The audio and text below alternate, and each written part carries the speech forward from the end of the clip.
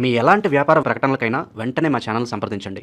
ప్రస్తుతం మనతో పాటు ప్రముఖ ఆధ్యాత్మికవేత్త, జ్యోతిష్య వాస్తు పండితులు, లలితాదేవి ఉపాసకులు బ్రహ్మశ్రీ నానాజీ పట్నాయక్ గారు ఉన్నారు. గురువుగారితో మాట్లాడదాం.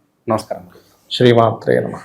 మే నెల విశేషంగా గురుగారు కన్యా రాశి వాళ్ళకి మరి ఈ నెల ఎదురొచ్చే అదృష్టం ఏ విధంగా ఉండబోతుంది, ఎలాంటి విషయాల్లో ఎక్కువగా జాగ్రత్తగా ఉండాలి?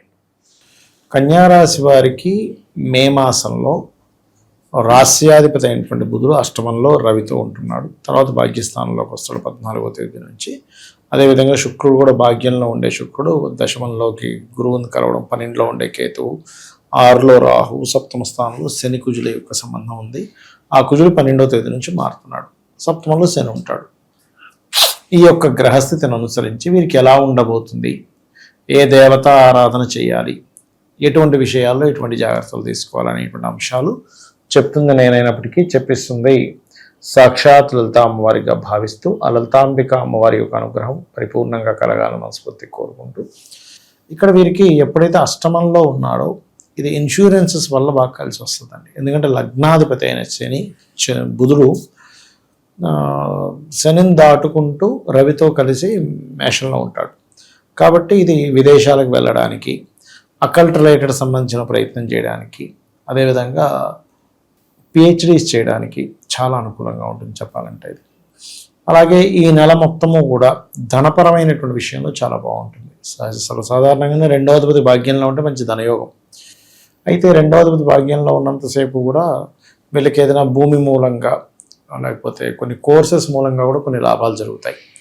ఇక దాని తర్వాత ఎప్పుడైతే భాగ్యాధిపతి దశమంలో ఉండే గురువుతో కలుస్తున్నప్పుడు 14వ తేదీ తర్వాత ఎవరైతే టీచింగ్ జాబ్స్ ఉంటాయి, టీచింగు, ట్రైనింగు, కన్సల్టెన్సీ సెంటర్స్, లేకపోతే బ్యాంకింగ్ సెక్టార్సు, ఈ మెటల్స్ ఏవైతే బంగారం వ్యాపారం ఇట్లాంటికి సంబంధించిన ఉద్యోగాలకి వీళ్ళకి అనుకూలంగా ఉంటుంది. వీళ్ళు 12వ తేదీ వరకు ఎటువంటి అగ్రిమెంట్స్ చేయొద్దు. అగ్రిమెంట్స్ ఒకటి చేయొద్దు. రెండవది ఏంటంటే వీరికి వివాహ సంబంధించిన విషయాలు కుదుర్చుకోవడం అనేటువంటి చేయకూడదు 12వ తేదీ వరకు. ఓకే. టీచింగ్ జాబ్స్లో ఉండేటువంటి వారికి ప్రమోషన్స్, వాళ్ళ శాలరీస్ పెరగడము ఇటువంటి బలంగా చూపిస్తున్నాయి. 2వ సంతానం కోసం చేసే ప్రయత్నాలు లేదా ఐయుఐలు, ఐవీఎఫ్లు చేయించుకుంటూ ఉంటారు. సంతానం కోసం చేసే ప్రయత్నాల విషయంలో ఈ కన్యవారు మరింత జాగ్రత్తగా ఉండాలి, గుర్తుపెట్టుకోండి. అయితే ఈ తాతగారి ఆస్తికి సంబంధించినటువంటి విషయంలో ఏవైతే గతంలో కొన్ని లిటిగేషన్స్ ఇబ్బందులు ఏర్పడ్డాయో ఈ నెల చాలా మటుకు అనుకూలంగా ఉంటుంది చెప్పాలంటే. స్నేహితులతోని కొత్త పరిచయాలు, ప్రేమ వ్యవహారాల విషయంలో 12 వరకు కొంత జాగ్రత్తగా ఉండాలి. ఇన్వెస్ట్మెంట్స్ చేసేటప్పుడు ఆదివారం, మంగళవారం ఇన్వెస్ట్మెంట్స్ అనేటువంటివి పనికిరావు. దేవత సంబంధించినటువంటి కొన్ని అంటే మనకి చూడండి, కొన్ని క్షేత్రాలకు వెళ్ళడం, కొంచెం దేవత అనుగ్రహం కలగడం, కొంతమంది ఉపాసనలు చేస్తూ ఉంటే వారికి కొన్ని ఇవి జరుగుతూ ఉంటాయి, కొన్ని లీలల్లాగా అటువంటివి జరగడం అనేటువంటిది బలంగా చూపిస్తుంది. ఓకే. అలాగే మరొక విషయం ఏంటంటే ఇక్కడ పార్ట్నర్షిప్స్ కూడా 12వ తేదీ వరకు పనికిరావు. వివాహ నిర్ణయాలు కూడా 12వ తేదీ వరకు పనికిరావు. ఎందుకంటే ఇష్టపడిన వారిని ఎవరినో వివాహం చేసుకుందామని ఆ యొక్క విషయంలో కొంత అనవసరమైన ఘర్షణ, అనవసరమైన గొడవలు అనేటువంటివి చూపిస్తున్నాయి ఇక్కడ. ఓకే, అదొకటి. అండ్ ఇంకోటి ఏంటంటే జీవిత భాగస్వామి యొక్క ఆరోగ్య విషయంలో కూడా జాగ్రత్తగా ఉండాలి చెప్పాలంటే.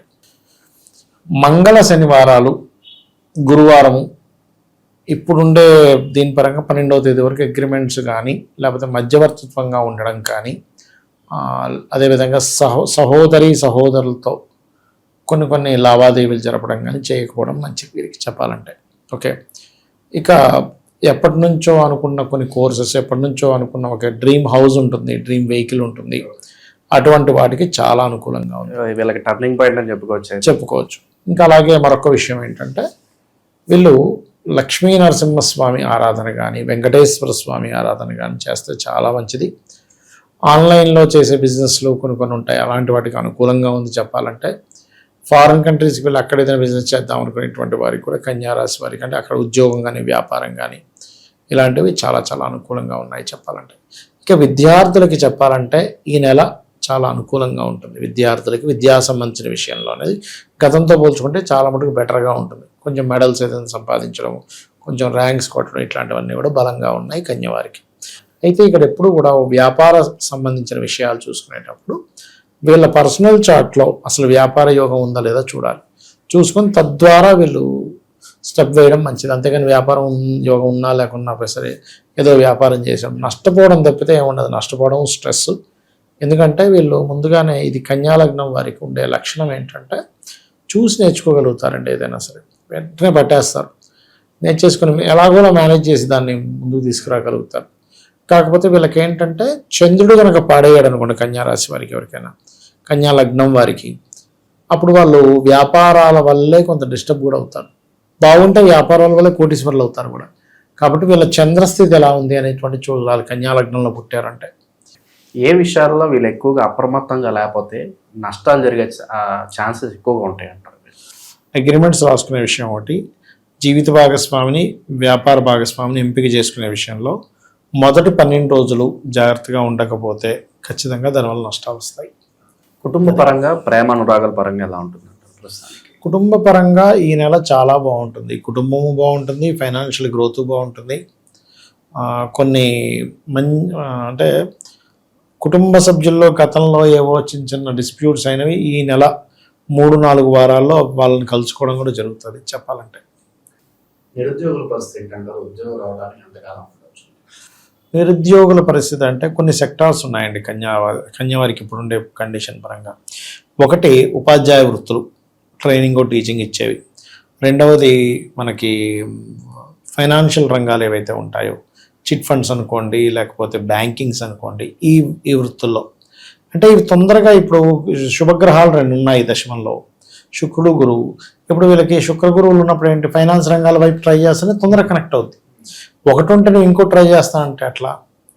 ఇప్పుడు మనకి ఇక్కడ ఏదో బట్టల చేపల మార్కెట్ ఉంటుందండి. బట్టల చేపలు పోయి నువ్వు చేపలు కొనుక్కుందాం అంటే ఎక్కడి నుంచి వస్తాయి? రావు. చేపల మార్కెట్ పోతే నువ్వు చేపలు దొరుకుతాయి, అంతే కదా. అట్లా ఏంటంటే మనం చేసే మిస్టేక్ ఏంటంటే అసలు ఆ దశమ స్థానాన్ని ఏ గ్రహాలు యాక్టివ్ చేస్తున్నాయో తెలుసుకోకుండా వ్యతిరేకంగా వీళ్ళు అడుగుతూ ఉంటారు.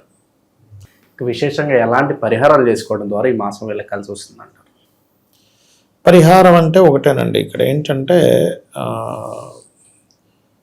వీళ్ళ కాంబినేషన్స్ని బట్టి చూసుకుంటే వీళ్ళు ఎక్కువగా లక్ష్మీ నరసింహస్వామి మరియు వెంకటేశ్వర స్వామి ఆరాధన చేయడం మంచిది. ఇంకొక విషయం ఏంటంటే గోవులకి బెల్లము, అరటికాయలు తినిపించడము, క్యారెట్స్ తినిపించడము. రావి చెట్టు ఉంటుంది కదండి, రావి చెట్టు దగ్గరికి వెళ్ళి అక్కడ సర్ప ప్రతిష్ఠ చేసినవి ఉంటాయి. వాటి మీద ఒక చెంబు నీళ్లు తీసుకొని చెంబులో కొంచెం చిటికెడు పసుపు, గంధము, కుంకుమ ఈ 3 కలిపేసి అదే చెంబుని ఇలా పట్టుకొని ఒక 11 ప్రదక్షిణాలు చేసుకొని వేసినట్లయితే వీళ్ళకి ఏంటంటే గోచారంలో 7వ స్థానంలో కొంత ఈ శని కుజుల యొక్క ప్రభావం అనేటువంటి సర్పదోషాన్ని ఇస్తూ ఉంటుంది. ఆ సర్పదోష నివారణ రావి చెట్టు చుట్టూ ప్రదక్షిణాలు చేయడం వల్ల పోతుంది. ఓకే, ఓవరాల్గా కన్యా రాశి వాళ్ళ స్థితిగతులు ఏ విధంగా ఉండబోతున్నాయో మంచి విశ్లేషణ అందించారు. ధన్యవాదాలు. శ్రీమాత్రే నమః.